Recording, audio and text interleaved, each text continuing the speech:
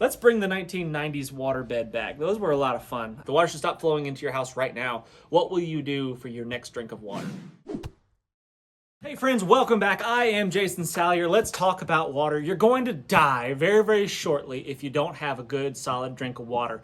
And for those of you that live in urban areas, it's going to be much, much trickier. It's going to be hard to find ways to store it. It's going to be hard to find ways to filter it, purify it, boil it in any great quantities.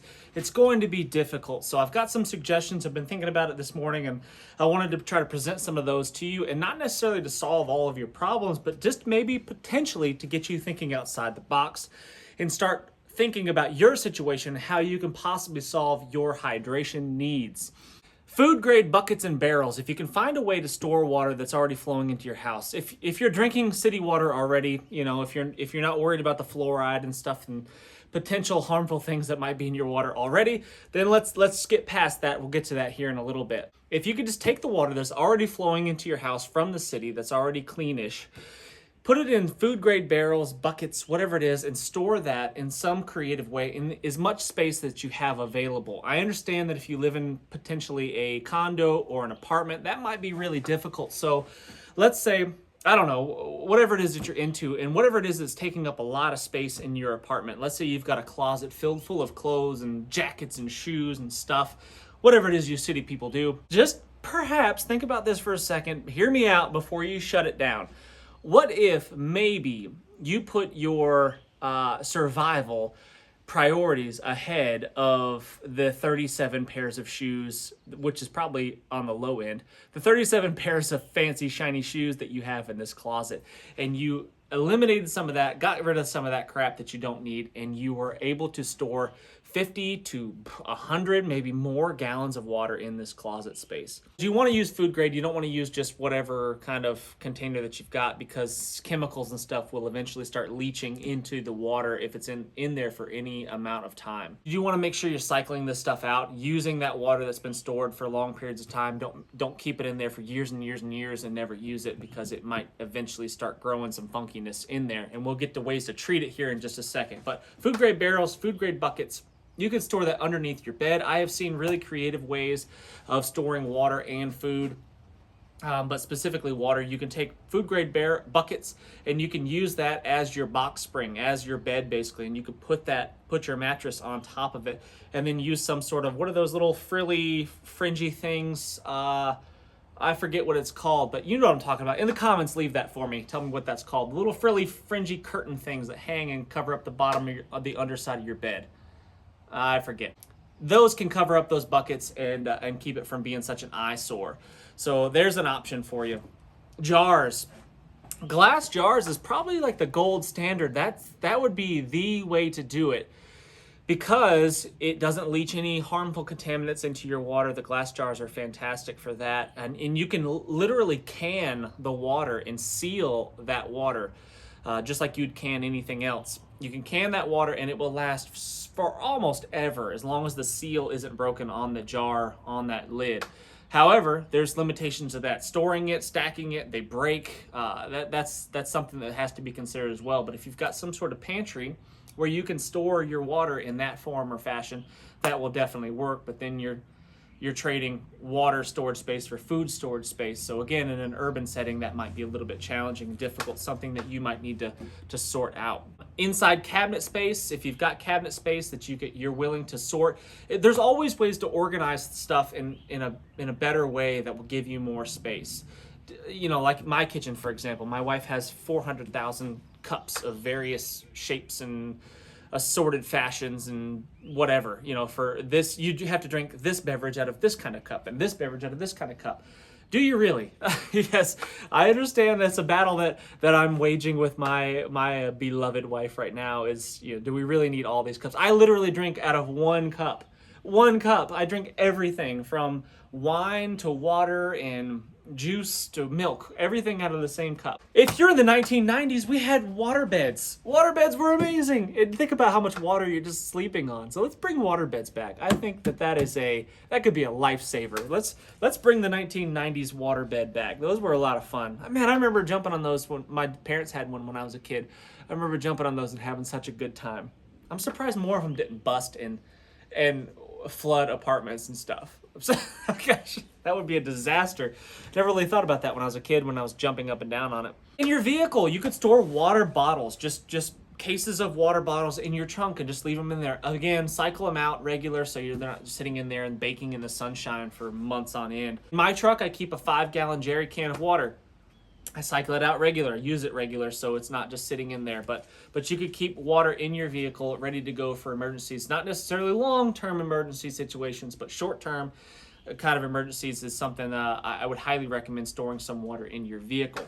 Renewable options is a really good idea. I don't know what your situation is. If you're in an urban, suburban area, it's much, much more difficult. You're not going to necessarily have creeks flowing through the property or close by. You're not necessarily going to be able to have rain barrels underneath your gutters. I mean, maybe you can. If you live in a suburban area, that's definitely an option. You could definitely catch rainwater off of your roof and then filter it, boil it, which we'll get to in a second. If you don't have a creek flowing through your property, if you don't have your own personal well, if you don't have ponds and reservoirs and all that kind of stuff, you should definitely be trying to harness rainwater.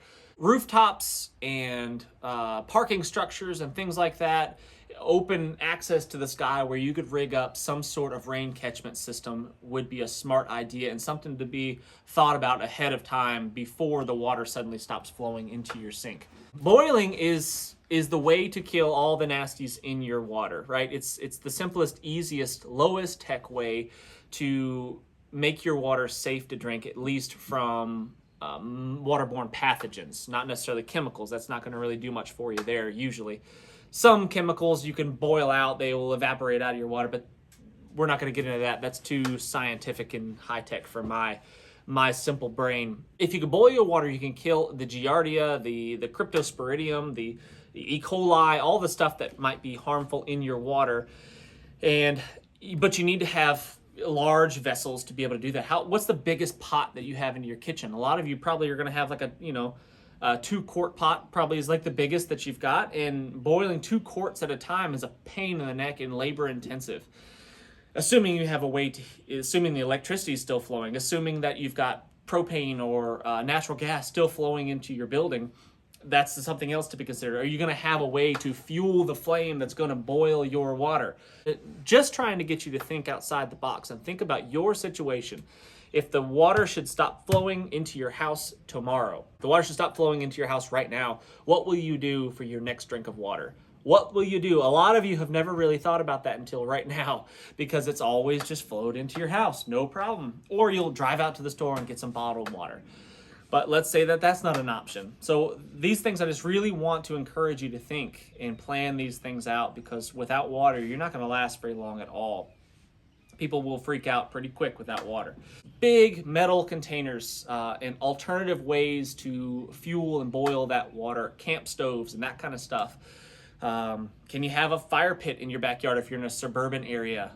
Do that. Do you have firewood? Do you have fuel stored up where you can go the old-fashioned way and just boil in over the fire? Think about these things. Bleach is a good one. A good thing to stockpile is bleach.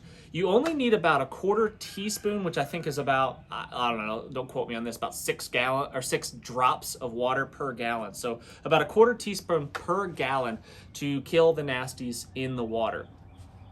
So bleach is a good one to stockpile. A gallon of bleach will go a long way, and it will purify a lot of water. So let's say you are in this urban area and there's, let's say a retention pond not far from where you are, and that's your only source of water. You could potentially take that water, purify it, filter it with something, find a way, which we'll talk more about filters in a second, but you could find a way to filter that water a little bit to get the big particulates out and then make it safe to drink with bleach. It's going to taste terrible. It's going to be unpleasant, but you won't die of dehydration. I have a whole house water filtration system, and I have my own well. So the well water is actually not too bad just by itself, but it had some stuff in there that we want to try to keep out, such as like E. coli and things like that. So filtering the water is a really good option. We have a full house filtration system So, and I got pretty much all my stuff from the cleanwaterstore.com. They're not sponsoring this video. I didn't receive any free products, nothing. I bought everything at full price, but they were really helpful. I was able to call them up on the phone and ask them questions, and they were super helpful in telling me what I needed to get rid of this thing from my water. We actually had a higher amount of aluminum in our water for some reason, and they were able to solve my problem and help me get that out of my water. So cleanwaterstore.com, I think they're based in California. I don't know about that for sure, but they were really helpful, and highly recommend you reaching out to them for water filters and tanks and all that stuff. Used to recommend Berkey filters. I have a Berkey filter on my countertop where you can pour nasty scuzzy water in the top. It will filter through these charcoal filters, and then in the bottom, the reservoir, you can just open up the tap and you've got fresh, clean drinking water. They've gotten a bad rap in the past, in the near past, so I don't know exactly. I need to do some more research, but I'm not recommending them. I need to do more research before I tell you yay or nay on that one, but there's other companies out there that make similar systems where you can just gravity feed water through charcoal type filters and have clean, fresh water like that. And then if it's too expensive, because those systems are quite expensive, you can just buy the filters, and then you can drill holes in food grade buckets, and you could stack 2 buckets on top of one another and have the same system for much, much cheaper just by buying the filters and just a little bit of your time. So that's a good option if you live in an urban area, is just have some sort of gravity-fed filtration system that you can sit on your countertop next to the sink and go from there. So if there ever was a, some sort of contamination into your water system in your city, you could have clean water that way. Sawyer filters, like the camp filters, just the hiking, backpacking type filters, the Grail water filters, all those are really smart. And if you don't have something like that, you should definitely invest. The Sawyer camp filters are really good because you can clean them. You can backwash all the nastiness stuff out of there after you've been using them for a while and get them to go. You can filter, I forget what it is. It's a lot. It's like 100,000 gallons out of one of those tiny little filters. So highly recommend those. Even in urban areas, make sure you have that stuff. Those are not expensive. I think the Sawyer Mini is like $20, $25, something like that. And you could filter thousands of gallons through them. So highly suggest that you guys have that. Even if you just put it in the kitchen drawer and never use it, until you need it. Really, really highly recommended. And I think they make adapters where you can thread those onto your actual faucet. I think that's a thing. I'm not 100% on that. I'm not sure, but I think that's a thing. And you could also screw those onto just standard bottle tops, water bottle tops, and then you could just squeeze the bottle and let it, or just let it gravity feed through those and collect the water out of that as well. So really smart option there. There are several companies that make ready-to-go emergency water filtration systems, kind of like that bucket stacking system that I was talking about before. 2 buckets stacked on top of one another.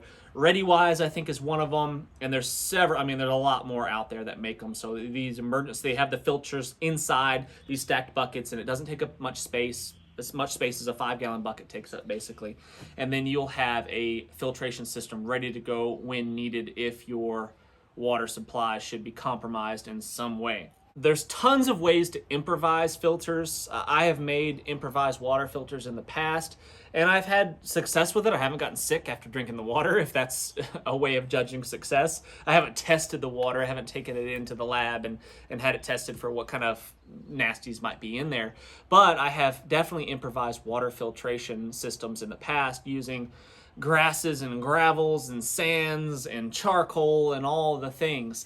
But it's time consuming, and it's not a guarantee, in my opinion. I'd much rather count on a trusted company that makes these filters professionally for a living, and they've tested the water before and after. And you could do those same tests yourself. It's not that hard. I think what we did was we took our water that we originally tested at our house from our filter.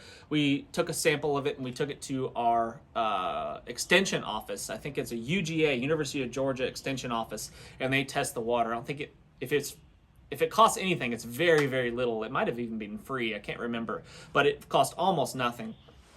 So we could get our water tested and see how, what potentially what problems we might need to solve with our water. Hey guys, I really do appreciate you watching. Hit that thumbs up, subscribe if you haven't done so already. Leave in the comments other options for people in urban, suburban type areas, because the majority of people that are watching these videos are those people. You guys live in urban, suburban areas. We don't all have the immense blessing of living in a rural area where we've got free space and clean water to drink. I've literally got a spring head right behind my house that I can go get fresh, clean water out of the ground that requires nothing, and I can drink it safely. So that's a huge win. And I'm bragging a little bit, but it's because I've made the choice of getting out of a suburban, urban area. I don't want to be there because there's less security in those areas for me and my family. But that's not always an option. I understand that. It's not always an option for us to just pick up and leave, at least not immediately. Leave in the comments, tell me other options, tell me other ways that we can store water, we can purify water, we can make water safe to drink in those urban, suburban areas. I can't wait to see you on the next video.